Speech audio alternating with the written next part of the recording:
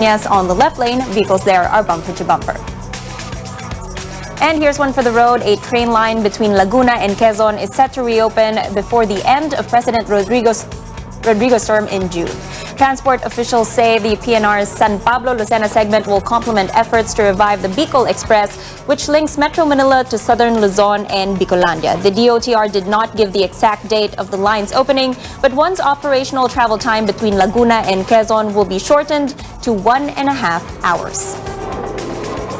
And that's it for today. Stay safe, stay healthy, and let's take care of each other. I'm Tan Sidwani. Newsnight is next. Keep it here on CNN Philippines.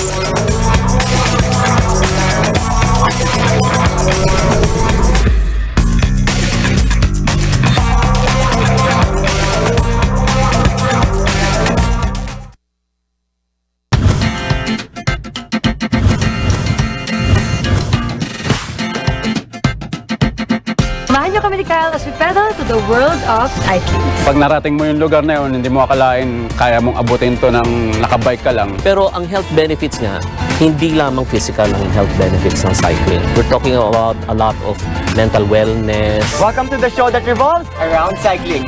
This is Cycling Unlimited.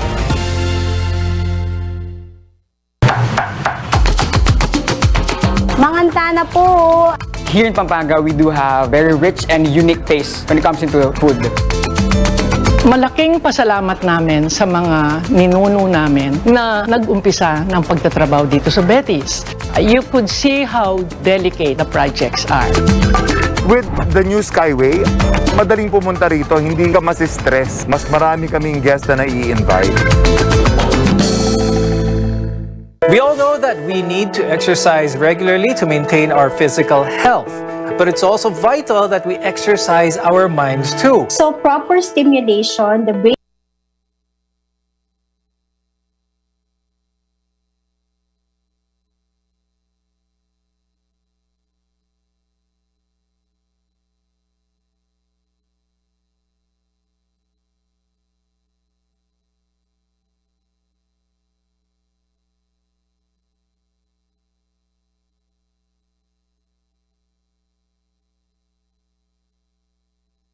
BYKB Radio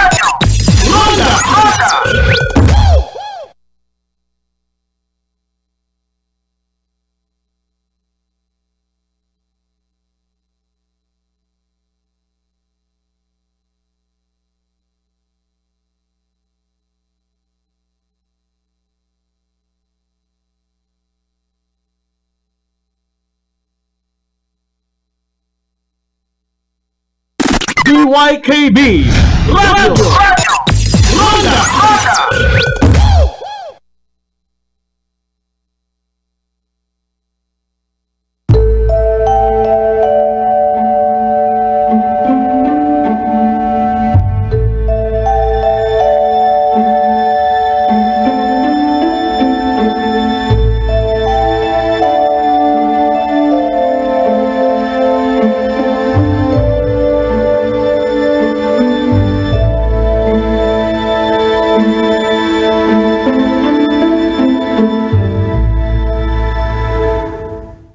Ang hope ko sa Pilipinas, yung lahat tayo nakakakain 3 times a day. Give essential services to last mile schools or far from communities. I wish mawala na yung corruption. I hope that our country can talk openly about their mental health conditions. For everyone to realize that we're all interconnected. Na Philippines that recognizes, acknowledges, and respects my worth.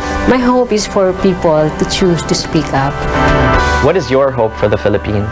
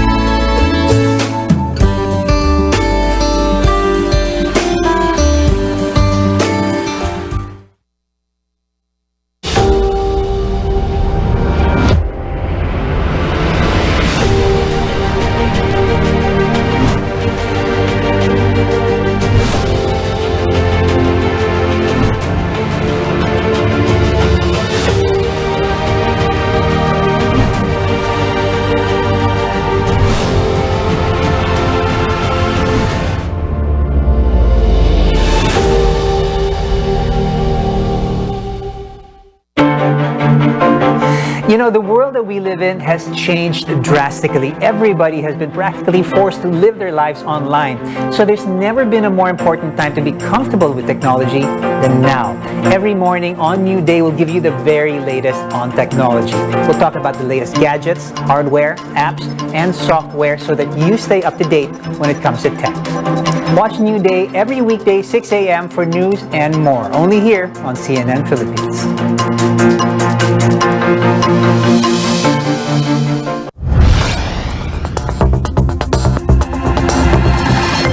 Tuloy-tuloy ang balita. Newsroom Weekend. Sabado at Linggo. Kaya narito kami para ihatid ang pinakamainit na balita at impormasyon para sa inyo. Newsroom Weekend sa CNN Philippines. So many questions about what is the federal government doing. Do you get the anger that is out here? How concerned are you about the front line? You don't believe that there's a racial divide here? Looking back, as president, did you tell the story of race in America enough, do you think? All the places I've been and all the things I've seen, all the people I've talked to, I carry with me. They're part of what I do right here, holding the powerful accountable, keeping them honest. AC 360, Tuesday through Saturday only on CNN.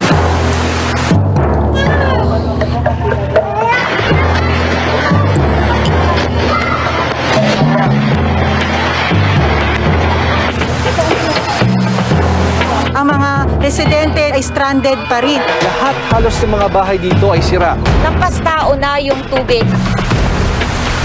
Overnight thinking, binantayan din natin ang sitwasyon. A portion of the R10 bridge here in Navotas was destroyed. Nakikita sa likod ko ngayon, malakas na yung agos ng Panano River. Talagang nagbuhos ng napakatinding ulan. Ang resulta, lagpas taong taas ng baha.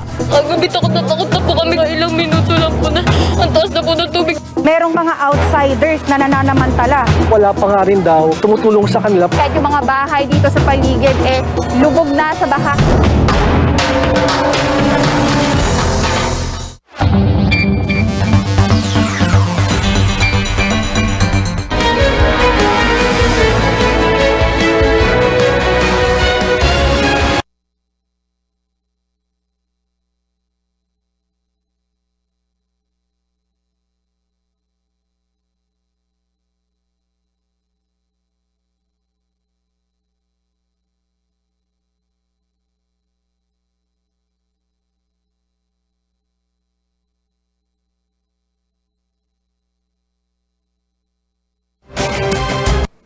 As of just a few minutes ago. I'm going to look at them now. As of 5:32 p.m., Marcos has 31,021,353 votes. Lenny Robredo trailing behind 14,785,073 votes. Manny Pacquiao, 3,624,946. Isko Moreno, 1,885,363. Ping Lacson, 880,479. They're followed by Faisal Mangundato, Ernie Abella, Leody de Guzman, Norberto Gonzalez, and Jose Montemayor. In the vice presidential race, it is still Sara Duterte in the lead with over 30 million votes, 31,466,425 votes. Kiko Pangilinan, 9,209,165 votes. Tito Soto, 8,170,513 votes. They're followed by Doc Willie Ong, Lito Atienza, Manny Lopez, Walden Bello, Carlos Serapio, and Lito David. In the senatorial race, Robin Padilla is still number one with 26,367,292 votes. Lauren Legarda, 23,923,780 votes. Rafi Tulfo, 23,109,734. They're followed by Win Gatchalian, who is in fourth place. Cheese Escudero in fifth place. Mark Villar in sixth place. And then we have Alan Cayetano, Mig Zubiri, Joel Villanueva, JV Ejercito Estrada, Risa Ontiveros, and Jingoy Estrada. In the 13th spot is Giorgio Pinay, number 14, Herbert Bautista, and Gibo Teodoro is at the number 15th spot. They're followed by Eliazar, Roque, Onasan, Diokno, and Gadon. Now, from his apparent victory to a sure win, the Commission on Elections, ANBAC, has dismissed the bid of petitioners to reverse the junking of 4 cases against Marcos's presidential candidacy. Melissa Lopez also tells us poll officials deny accusations of electoral fraud as clear winners emerge in the partial and unofficial count. The unity tandem of Bongbong Marcos and Sara Duterte on track to clinch decisive victories in the latest partial unofficial tally from Comelec's transparency server, while opposition bets Leni Robredo and Kiko Pangilinan trailing at a far second. Their sizable leads have been consistent since election results started trickling in Monday night. Some speculate the seemingly consistent distance among contenders, which went on until over 98% of precincts have sent in their tallies.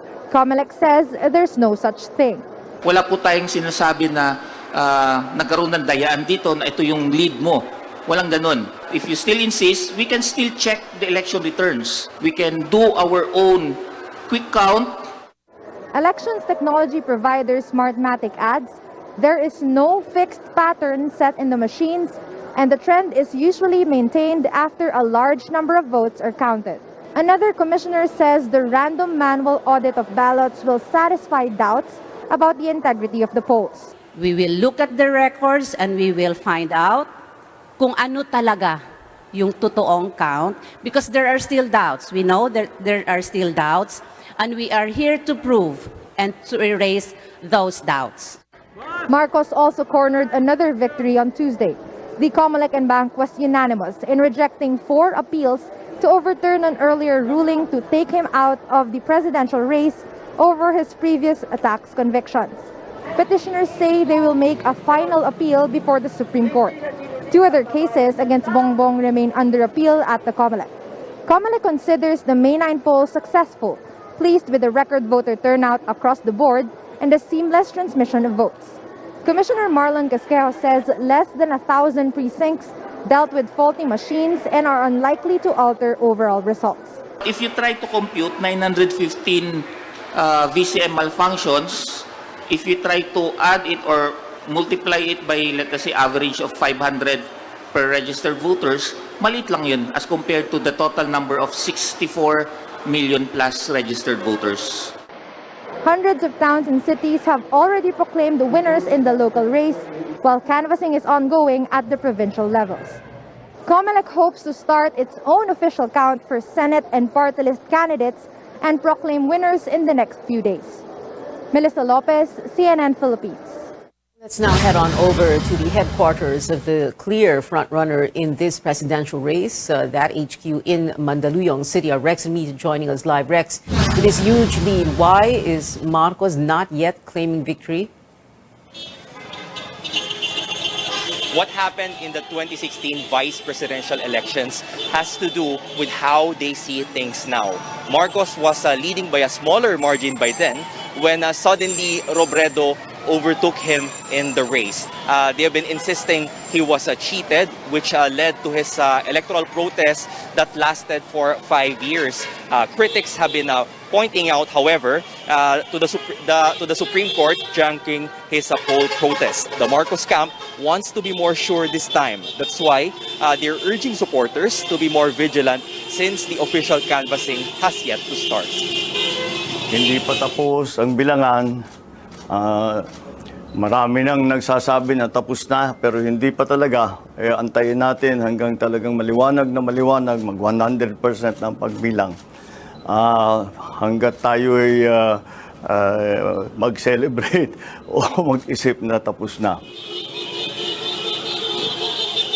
The Marcos camp isn't saying where he is right now or what his plans are. Until now, we're just here outside of his campaign headquarters. We're waiting for possible press conferences by his lawyer, Vic Rodriguez, if not by Marcos himself. The media is also prohibited to roam around the headquarters as well as the supporters. They're limited to just staying outside the campaign headquarters beside the southbound lane of EDSA. Some supporters are urging motorists to show support by honking their horns. Others are dancing and singing songs related to the Marcos campaign, like the OPM classic Umagang Kay Ganda, which is often played right before Marcos speaks in campaign rallies, or Ang Bagong Lipunan, which is the anthem of the martial law era. We spoke to some supporters of BBM who went here. Some are loyalists since his father's regime. Others, meanwhile, were once anti-Marcos. One said she was enlightened through modern sources of information. Sinabi naman ng mga professor ko, hindi naman totoo. Kasi wala naman nagpapatunayan na guilty si Marcos, di ba? Siyempre, nag-research ako sa YouTube. Huwag niyo sasabihin na magnanako ang Marcos. Kasi ang Marcos maraming pera mula noon. Critics have been pointing out there are court decisions that prove otherwise. The camp, meanwhile, welcomes the COMELEC and Bank's decision to dismiss all motions for reconsideration on the disqualification cases against Marcos. Rodriguez says they always believe the poll body will stay true to its mandate. For the anti-BBM parties, meanwhile, they will not give up until they exhaust all legal means. Back to you, Pia. Rex and Mito there reporting from the Marcos headquarters in Mandaluyong. Now on to Naga in Camarines Sur. Vice President Leni Robredo issues a reminder to supporters. Our senior correspondent Anjo Ilimario joins us on the phone. Anjo, what did Robredo say? Has she conceded? Hi, Pia. We're here at Naga Metropolitan Cathedral where Vice President Leni Robredo is attending misa para sa pagkakaisa at pasasalamat. This is her way of thanking her fellow Bicolanos who stood by her, although there is frustration, obviously, that another Bicolana failed to clinch the presidency. And around 2 in the morning today, Robredo faced the media to address her supporters. It's not a categorical concession speech, but she asked supporters to respect the voice of the people. Bagaman may mga tanong pa ukol sa eleksyon na ito na kailangan matugunan, palinaw na ng palinaw ang tinig ng taong bayan. Sa ngalan ng Pilipinas na alam kong mahal na mahal rin ninyo, kailangan nating pakinggan ang tinig na ito dahil sa huli, iisa lang ang bayang pinagsasaluhan natin. Speech from her home in Magarao with her 3 daughters, Aika, Trisha, and Jillian by her side. She did recognize, however, the reported irregularities that happened during yesterday's polls. She reminded supporters that not all is lost because the campaign has given birth to a volunteer-driven movement to remove an old and rotten political system. In her own words, hindi pa tayo tapos, nagsisimula pa lang tayo. Robredo asked her supporters to remain active in their communities and stand up for the truth, given the chance to fight lies and disinformation. Now, in a new statement issued by Robredo today, she says they're currently consulting with experts to study the allegations being spread on social media thoroughly, and once done, they will share the results to the public. And as of now, the mass is still ongoing, and we're expecting Robredo to address her supporters. We don't know yet if it's going to happen inside or outside the church. And meanwhile, there's a separate pasasalamat for her supporters in Metro Manila on the 13th. Yeah. Anjo Alimario there reporting from Naga in Camarines Sur. Now, voters endured hours of waiting in various polling centers in the country yesterday because of defective vote counting machines and corrupted SD cards. As Tristan Nadal reports, the situation even led to heated confrontations. Sandali lang po! Kami naman! Kami po! Saglit, sir! Sir, saglit! Sir, nagagalit kayo, nagalit kami. Kanina pa nag-aantay yung mga tao. Yung COMELEC ang gusto namin magsalita. Hindi kayo! Tired and frustrated, voters at Teachers Village East Polling Center in Quezon City fight until the last minute to make sure their votes are counted.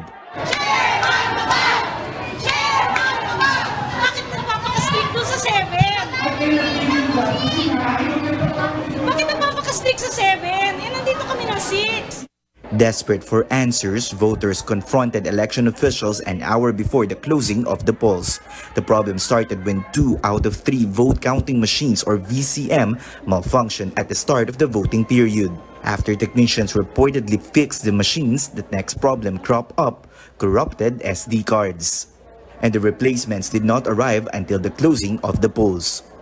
Voters Maya Dapul and Jolo lined up as early as 6 a.m. to vote. I've been here since 6 a.m. We were one of the first few people here to vote po.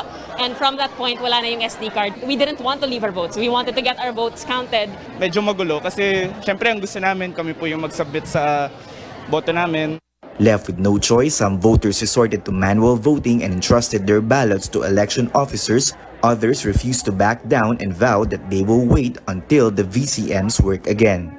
So wala pong reason para huminto ang botohan, magka-issue man po sa VCM. We have watchers in place at doon po naman sa hindi makapag-feed ng balota, meron po tayong watchers. Nandiyan po ang PPCRV, wag po kayong matakot.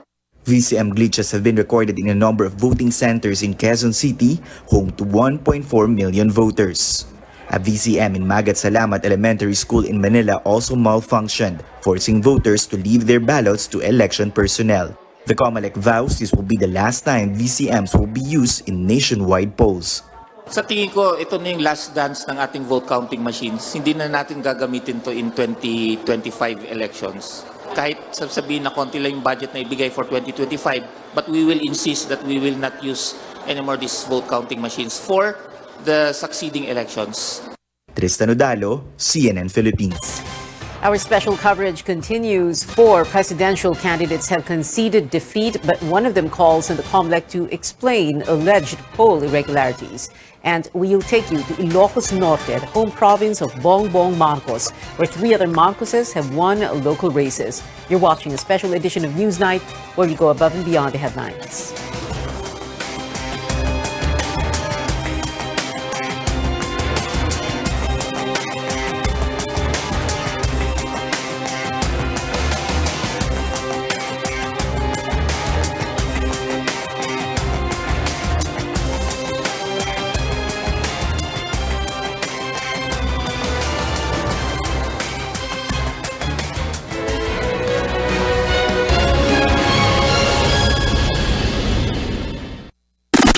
YKB Radio Ronda. Let's get ready to rumble! DYKB Radio Ronda Bacolod 1404 kHz AM sa bago nga tunog kagusog pag sa bago nga digital transmitter sa Visayas kag Mindanao nagalanog. It's showtime!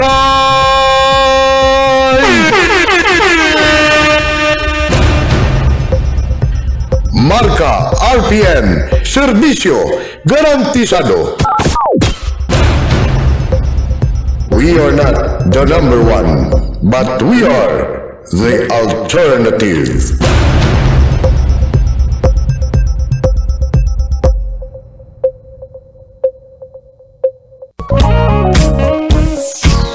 Istorya may K, may kapuslanan, may kamaturan, kag may jutay nga kalingawan. Istorya may K.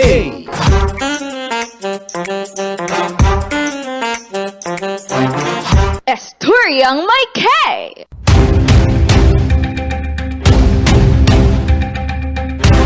Bantayan ang Rondahanay Saga. Rondahanay Saga. Las 4 tunog na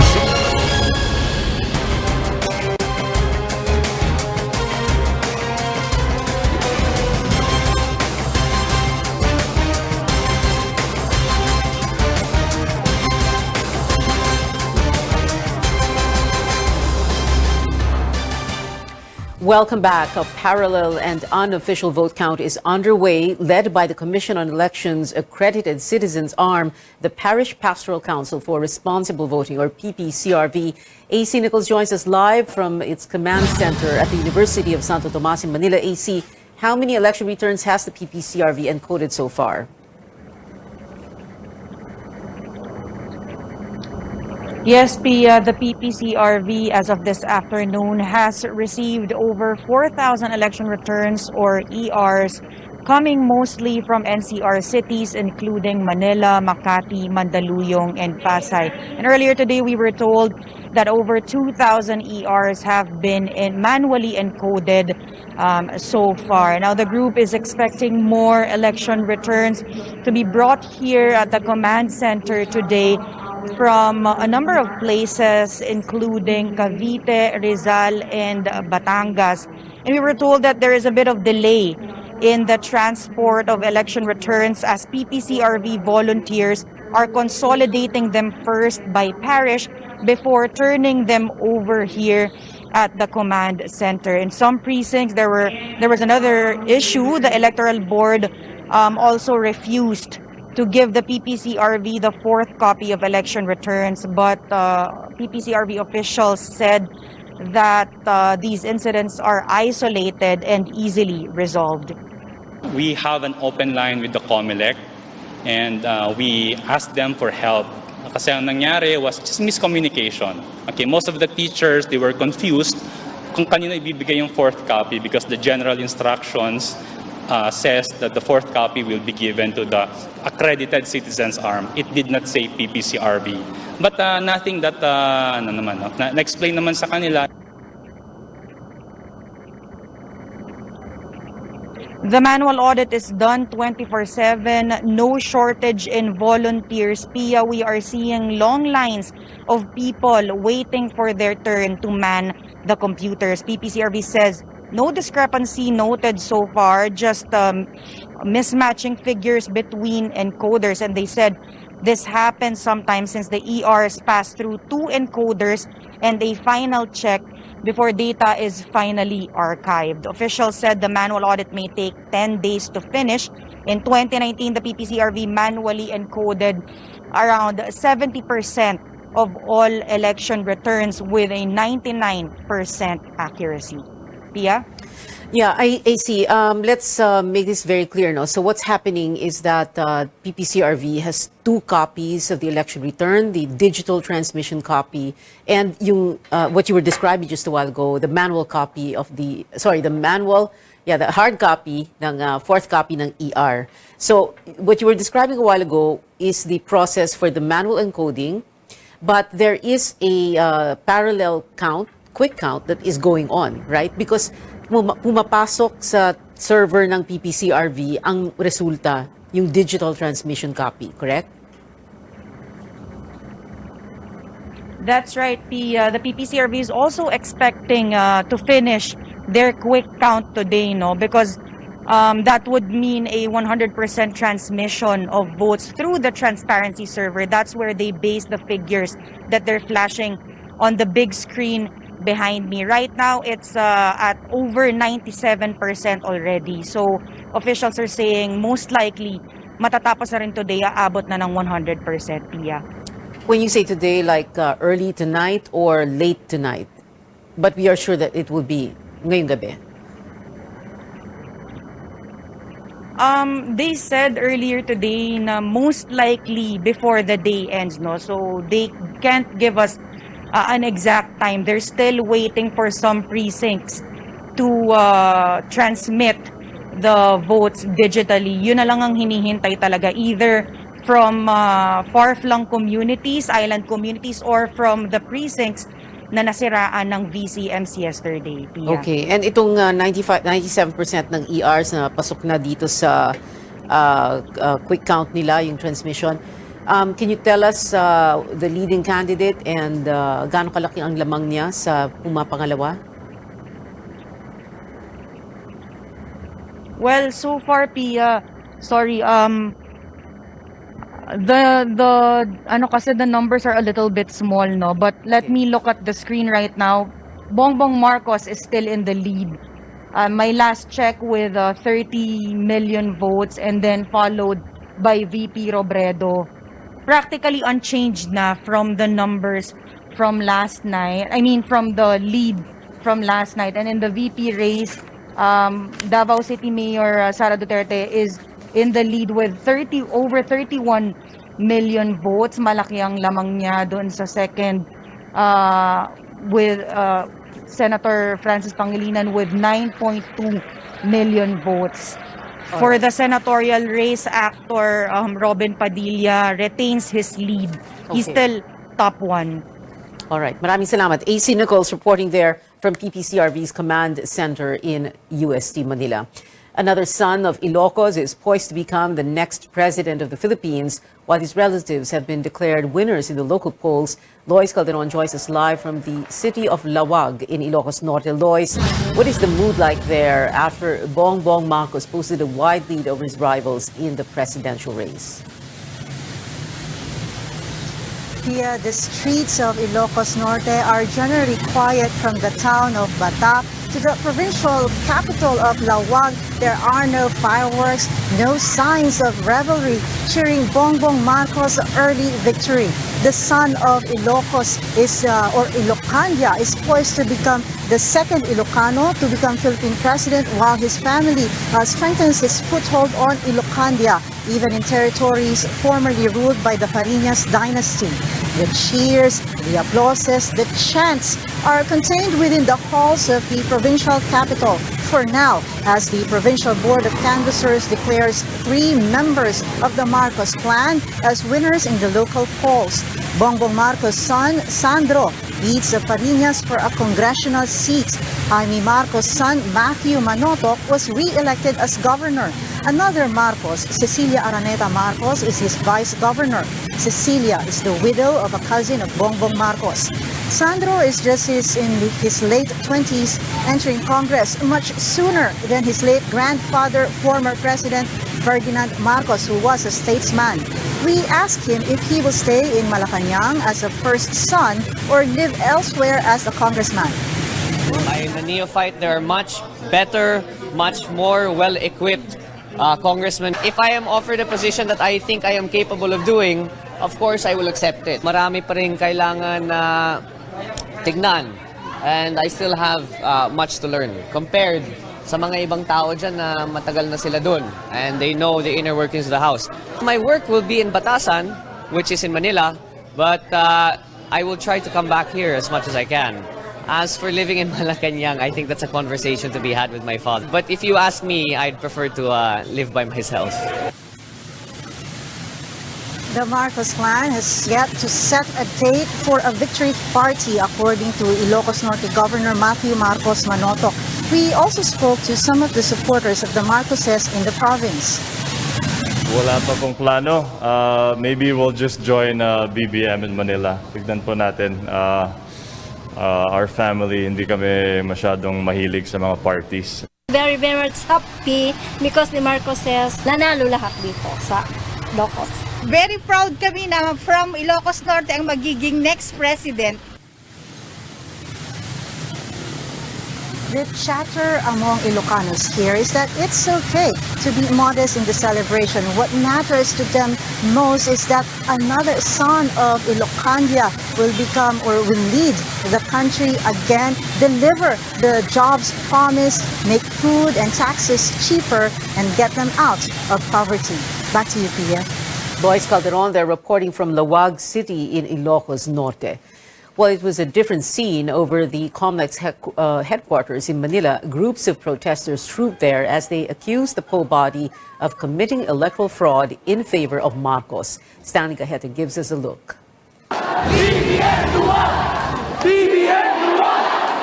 These are some of the cries in the protests held right after the election.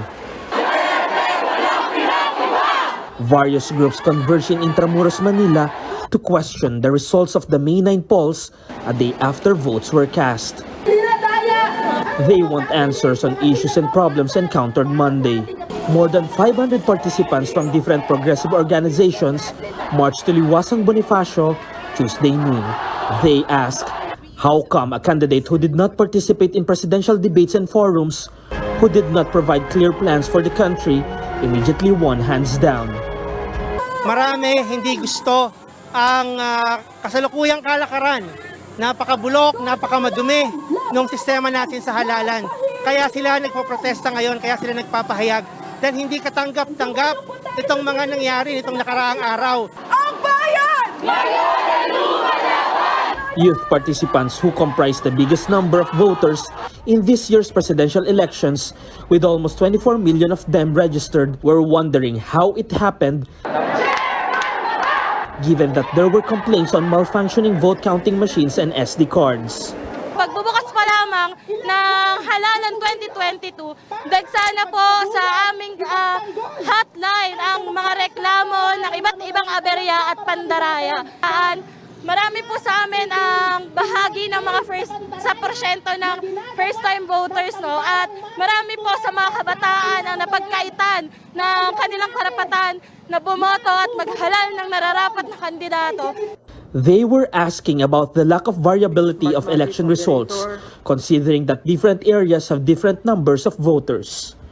Gabi pa lamang po bago ang halalan ay daan-daan na ang pumasok sa amin na report ng vote buying, illegal campaigning at iba't iba pang forma ng pandaraya. Bongbong Marcos gained more than 30 million votes based on partial unofficial results. The protesters asked, how could a family who looted the country with billions of dollars and allegedly tortured and killed thousands return to power that easy? Magtutuloy-tuloy itong mga protestang ito dahil nga hindi natutugunan ng pamahalaan yung fundamental na kahilingan ng tao. Gusto nila malinis na halalan, gusto nila maayos na halalan. Stanley Guete, CNN Philippines. For the Philippine National Police, the elections were the most peaceful in recent years, despite recording a number of deaths from poll-related violence. Pauline Versosa has the details. The Philippine National Police has recorded 16 election-related violence in the 2022 national and local elections, 6 of which are shootings, which resulted in 3 deaths, 2 in Region 9 and 1 in Cordillera. Despite this, the PNP says this year's electoral process was generally peaceful. Comparing the 2016 and 22 national local election, napakababa po. Sobrang laki po ang ibinaba ng 2022 NLE. Unlike in 2016 national and local election, wherein we were able to note 133 incidents and 61 of which are from the shooting incident. The situation across the country likewise remains peaceful as the PNP, AFP, and Coast Guard wrap up their security operations at polling precincts. Danao meanwhile calls on opposing candidates to exercise sobriety. He also reminds his supporters to practice prudence when conducting post-election rallies. Dapat po siguro instead of igniting others to really join rallies, let us accept na lang po siguro and let the mandate of the Filipino people prevail. When we are expressing one's opinion, karapatan po natin lahat yan even I siguro. Pero siguro let us put it in a proper perspective and do it in a proper place. We have our own freedom parks. Pwede po kayong magmura doon ng 1 taon, wala pong bawal dyan. As long as you will not hamper the traffic, wala pong problema. Danao says all security personnel have been instructed to exercise maximum tolerance to ensure the safety of the people and to maintain the peaceful and orderly elections. Pauline Versosa, CNN Philippines. With vote count second placer Leni Robredo still in the running and other candidates already conceding, what does a Marcos lead in the unofficial presidential count mean? We go above and beyond the headlines with political analyst Michael Yusinko. Michael, hi, thank you very much for being with us on the show. Let's begin with this. So, Complex Transparency Server's results showing BBM's very huge lead over VP Leni. PPCRV's quick count, 97% of the ERs are in, and reflecting the Complex count, BBM mounting that very huge lead again over Leni.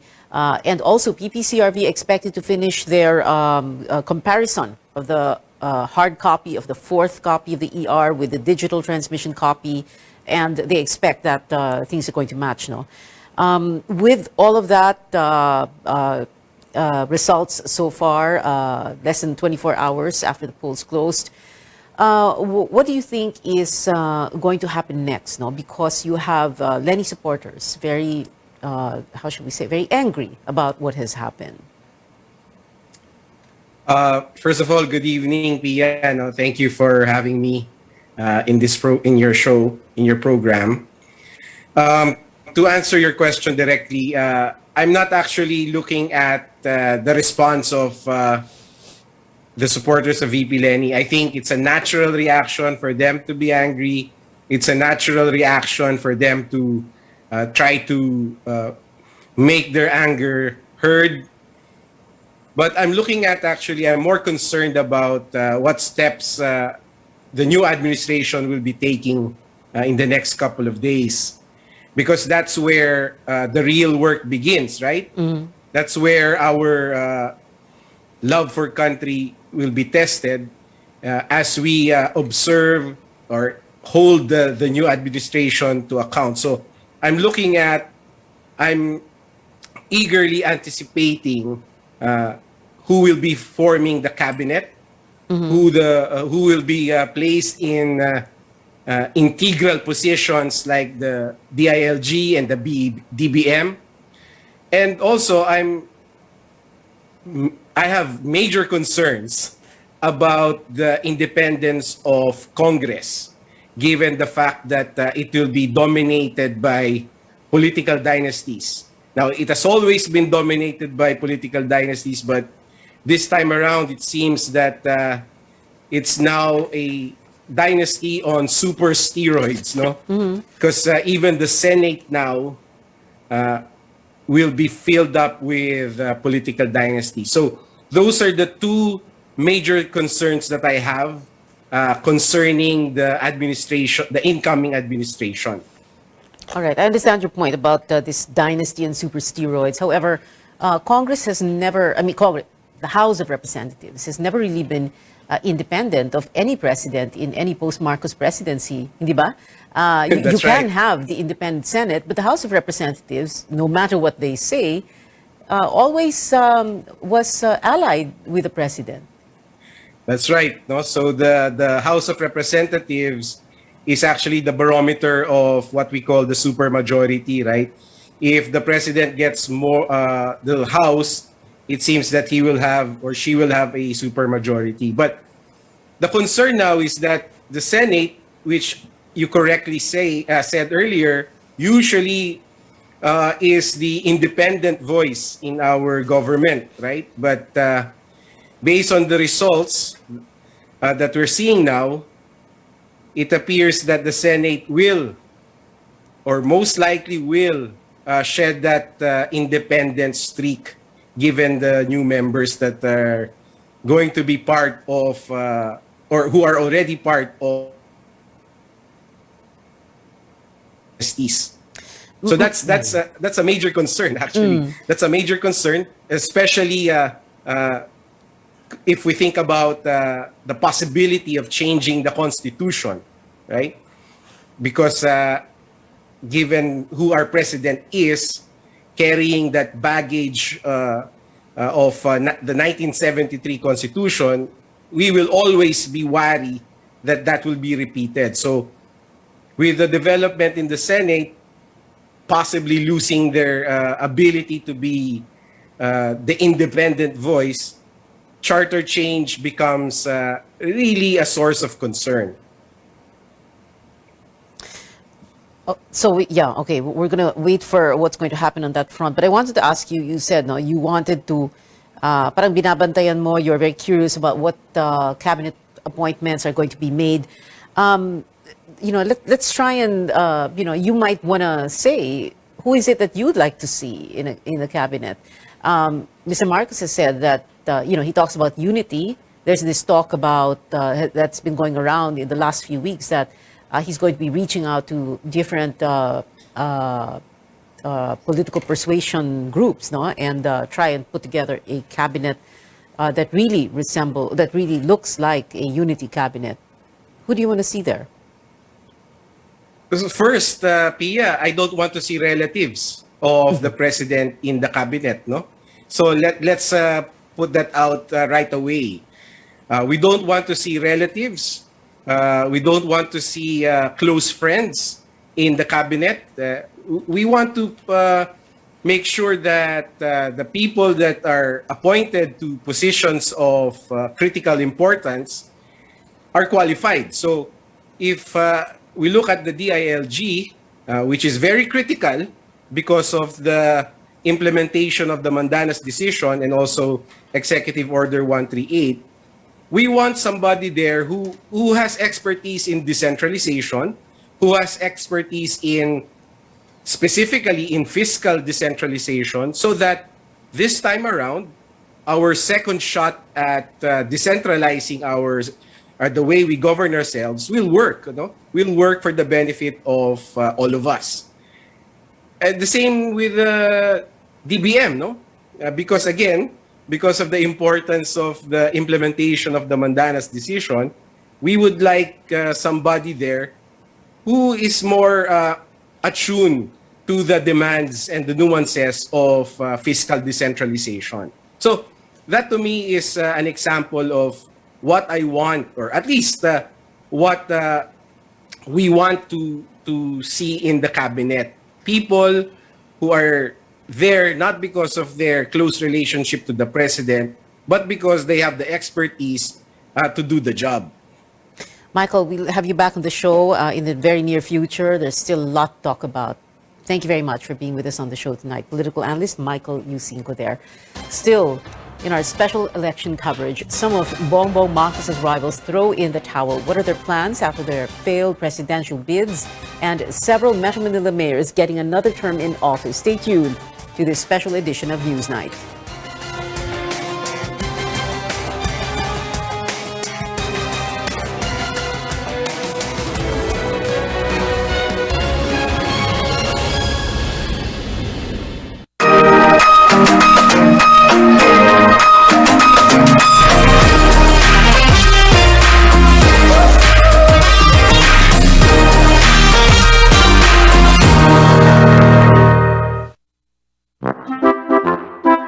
Got it! My most precious jewel, Ruby.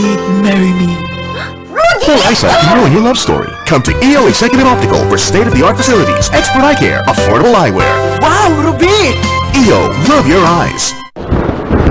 Mukhang magkakasubukan na naman tayo ah. Binabayo na po ng Bagyong Ulysses ang malaking bahagi ng Mas Luzon. marami pang lugar ang posibleng maapektuhan ng El Nino. Naitala sa Dagupan City noong Sabado ang Pinakamataas na heat index.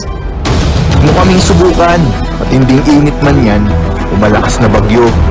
Hindi mo kayang Vulcasil ko. Vulcasil, para sa akin, ito ang tipong subok ng panahon.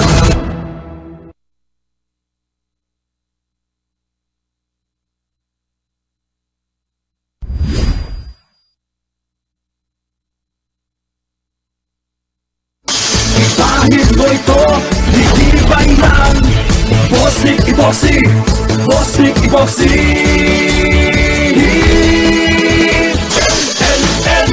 El General! El Capitan! El Supremo! Samahan ng mga palaban. El General, ito'y matibay. El Capitan, ito'y makapit. El Supremo, ito'y matatag. Bossnik Epoxy, palaban!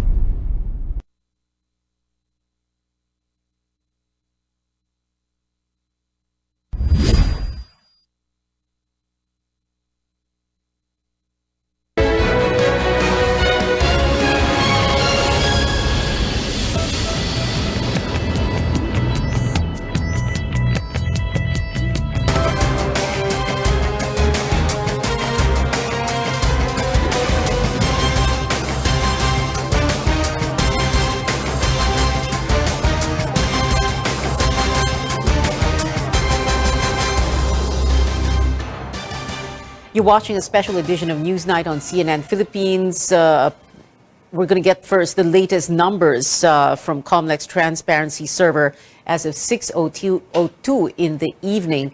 Marcos has 31,024,013 votes. Robredo, 14,786,224. Pacquiao, 3,625,703. Isko Moreno, 1,885,821, and Ping Lacson, 880,548. They're followed by Faisal Mangundato, Ernie Abella, Leody de Guzman, Bert Gonzales, and Jose Montemayor. In the vice presidential race, it is still Sara Duterte on top with 31,469,327 votes. Pangilinan, 9,209,982 votes. Tito Soto, 8,171,263 votes. Willie Ong, Lito Atienza, Manny Lopez, Walden Bello, Carlos Serapio, and Lito David follow. In the meantime, presidential candidate Leody de Guzman has conceded defeat after unofficial results show he is trailing behind in the elections. De Guzman slipped to the second to the last spot with over 91,000 votes. The Labor leader did not hide his dismay about the vote count frontrunner Bongbong Marcos. Nalulungkot ako dahil ayaw ko manalo si Marcos eh. Kasi biro mo naman, puro political dynasty ang mga nagkakasama. Di ba? Lahat ng mga kasama niya sa unity ay puro proven na walang ginawa sa bansa. Pwede naman kaming makiisa doon sa mga, kung magkakaroon ng movement na para doon sa kung makakapagpakita ng klarong mga ebidensya at hindi makukumbinsi sa paliwanag ng COMELEC doon sa naging kondukta ng eleksyon ngayon. The Lacson-Soto tandem has also accepted defeat in the race for the two top posts. Senator Ping Lacson said he will go home to serve his family for a change, while his running mate, Senate President Tito Soto, respects the, quote, will of the people. The partial tally shows Lacson in 5th place and Soto in 3rd. Faisal Mangundato and Carlos Serapio joined the candidates conceding to the Marcos-Duterte tandem. Mangundato ranks 6th in the unofficial results, while Serapio is in far 8th. The two congratulated their rivals, Marcos and Duterte, who said they obtained the people's mandate. Isko Moreno, who is currently 4th in the initial presidential tally, also admitting defeat to Marcos. Joining us live now from Manila is Paulo Barcelon with the latest from the Moreno campaign. Paulo. Well, Pia Moreno basically thanked his supporters and recognized the impending victory of his political rival. Moreno even went far as to call Mr. Marcos and Mrs. Duterte Carpio, quote, President-elect and Vice President-elect, unquote. Now, we will have to wait until both houses of Congress, sitting as the National Board of Canvassers, will proclaim Marcos and Duterte before we could officially call them President-elect and Vice President-elect. Now, Moreno also rallied on his supporters to unite behind the incoming administration. Kailangan natin magkaisa, tulungan ang bagong pinili ng ating mga kababayan. Opo, kailangan natin magtagumpay pare-pareho. Hindi po magtatagumpay si President-elect Ferdinand Marcos Jr. at si Vice President-elect Sara Duterte at 10 na mga senador na napili at mga kongresista o halal ng bayan kung tayo mga mamamayan ay hindi makikisa. Binabati ko ang pamilya ni dating Senador Ferdinand Marcos sa pagpili sa kanya ng higit na nakararami sa ating mga kababayan na maging hahalinhin bilang Pangulo ng bansa. Congratulations po sa inyo. Pia, this is a drastic departure from what Moreno described, or from Moreno describing issues against Marcos, including the Marcos family's 203 billion peso estate tax, that or which Marcos can't claim as just black propaganda. Moreno also referenced Marcos heavily during his campaign with the term pulahan or red. It is a color long identified with the Marcoses and the very same color Bongbong Marcos used in his presidential campaign. He had this narrative, Pia, of offering himself as an alternative to what he calls pulahan and yellow-pink politics, the latter obviously a reference to Vice President Leni Robredo. But it appears that at least in the partial and unofficial results we are seeing, that messaging did not resonate as Marcos is currently leading. Now, Moreno is the second sitting Manila mayor to have ran for and lost the presidential race, the other being the late former Mayor Alfredo Lim, who tried his chances and also failed during the 1998 elections. Pia. So, Paulo, what are Isko Moreno's plans now? Well, he said during that address earlier, Pia, on Facebook Live, that he intends to be a citizen isko. And he's long said during our many ambush interviews with him that he plans to spend this time with his family, having spent more than 2 decades in public service. Pia. Paulo Barcelon, they're reporting from Manila. Re-electionist mayors are dominating local polls in Metro Manila. Tristan Odalo explains why this comes as no surprise for at least one political analyst. Familiar names in the local political scene get a fresh term in Metro Manila. In vote-rich Quezon City, Mayor Joy Belmonte is poised to get a second term, defeating her closest rival, Mike Defensor. Over the course of the campaign period, Belmonte put the spotlight on the city's COVID-19 response and how Defensor killed the franchise of the broadcast giant ABS-CBN. Noong 2019, first time ko na makaranas ng medyo madumi yung politika. So medyo naapektuhan pa ako noon. Pero ngayon wala na talaga. So ang aking lesson dito is just focus on the job. In Pasig City, it's a landslide victory for incumbent Mayor Vico Soto with over 300,000 votes against his rival and current Vice Mayor Iyo Bernardo, who earned over 45,000 votes. Tuloy-tuloy lang ang pagbabago. Hindi naman talaga madali magpakilala ng pagbabago, lalo na yung paglilinis natin ng pamahalaan. Pero masasabi naman natin, malaki na yung napagtagumpayan natin. Manila Vice Mayor Hani Lacuna makes history as the first female mayor of the nation's capital. Makati Mayor Abby Binay wins her third term with over 317,000 votes. Binay's proclamation was slightly delayed due to defective VCMs and SD cards. Marikina Mayor Marcy Teodoro also won against former Congressman Bayani Fernando.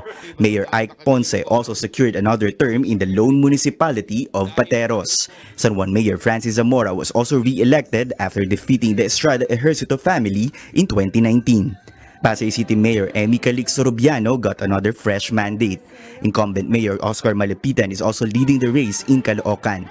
An analyst says that being an incumbent is an advantage in local polls, and their performance during the COVID-19 pandemic played a big part in their victory. You have a pandemic, you have incumbency advantage, so ibig sabihin you have the resources, and then you've had this opportunity to be able to instill in your constituents that you are the safe choice. Family members of sitting officials managed to secure posts in some Metro Manila cities. Congresswoman Lani Cayetano returns as Taguig City Mayor. John Ray Chanco will succeed his brother, incumbent Navotas Mayor Toby Chanco, while Representative Eric Olivares, the brother of Parañaque Mayor Edwin Olivares, is elected as the next mayor. The same goes with Congressman Wes Gatchalian, who will replace his brother Rex in Valenzuela. Kung okay sa national mag-elect ng mga anak, ng mga asawa, ng mga magkakapatid, what more sa local? Incumbent officials already know the tried and tested formula in winning the local elections according to some political analysts. But it remains to be seen on when Filipino voters can actually look beyond personalities and political dynasties. Tristan Odalo, CNN Philippines. The world was watching when Filipinos cast their ballots. Australian ambassador to the Philippines, Stephen Robinson, congratulates the country for holding national elections, adding that Australia looks forward to working with the next democratically elected officials. The same message of congratulations from the European Union in a post, the EU delegation to the Philippines commending the nation for, quote, conducting a peaceful, free and fair democratic elections. It also looks forward to working with the next administration and fostering closer bilateral relations. The May 9 polls have also made world headlines, with a number of international news outlets reporting on Marcos's lead in the presidential race. The New York Times, The Guardian and BBC tackling the Marcos's possible return to national power. Articles also recapping events under martial law in 1972 imposed by the elder Marcos. Other outlets like Forbes talked about how the tally so far has influenced currency and the market, with the peso up and stocks down. Now, all over social media from yesterday until today, reactions to the vote counts so far. Let's take a look at some of the trending topics online. Leading Senate hopeful Robin Padilla topped Twitter trends earlier. Some netizens dismayed, saying he lacks qualifications for the post. Now, should he win, or, well, the rankings show that he is a number one, this will be the actor's first position in government. Others came to Padilla's defense, saying he could become one of the country's few Muslim senators. EDSA also trended, with netizens talking about another people power revolution should Marcos win the presidency. But some oppose the idea, calling on others to respect the result of the elections. As of reporting, the top 10 trending topics on Twitter in the country are all election-related. Now, updates in sports. Just 1 day left until UP and Ateneo meet again for Game 2 of the UAAP Men's Basketball Finals. The crucial match is set tomorrow, 6 p.m. at the Mall of Asia Arena in Pasay. Now, if the Fighting Maroons win, it will be their first UAAP championship in 36 years. UP took Game 1 on Sunday, 81-74. And the women's national football team dominated Cambodia in their first match at the Southeast Asian Games in Vietnam. The Filipinas won yesterday's game 5-0. Up next for the squad is a face-off with fellow World Cup first-timer Vietnam tomorrow. Here's a first look at the highly anticipated Avatar sequel and more stories from Alicia Stanford in the Hollywood Minute.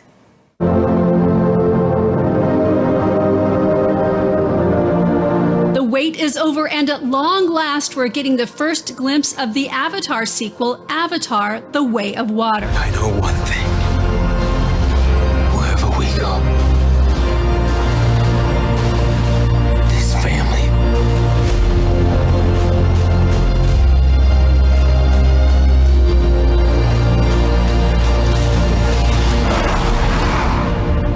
is our fortress. We want to know what's going on in New York. What's going on is the Tony nominations are out, and A Strange Loop leads the way with 9 nominations, including Best New Musical.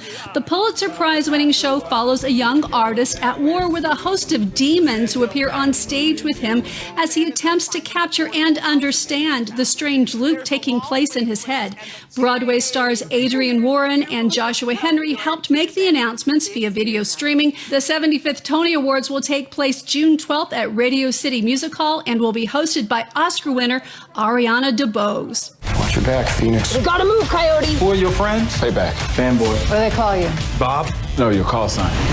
Bob. Literally. Now you too can get your own Top Gun call sign. To help build excitement for the release of Top Gun Maverick, Paramount Pictures has put together a quick interactive website that will help you generate your own moniker.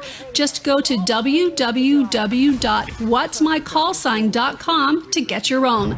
Top Gun Maverick opens in theaters May 24th. In Hollywood, I'm Alicia Hardshell Stanford. And before we go, here are the numbers as of 6:17 tonight. They are unchanged. Bongbong Marcos still leading with more than 31 million votes. Leni Robredo is in number 2 and Manny Pacquiao number 3. They're followed by Moreno, Lacson, Mangondato, Abella, De Guzman, Gonzalez, and Montemayor. In the VP race, still the same, unchanged. Sara Duterte number 1 with more than 31 million votes. Kiko Pangilinan afar second with 9.2 million votes. They're followed by Tito Soto, Willie Ong, Lito Atienza, Lopez, Bello, Serapio, and David. And that is it for now. Join me again on Politics as usual at 8 p.m. I'm Pio Ontiveros. Thank you for watching a 1-hour special edition of Newsnight, where we go above and beyond the headlines.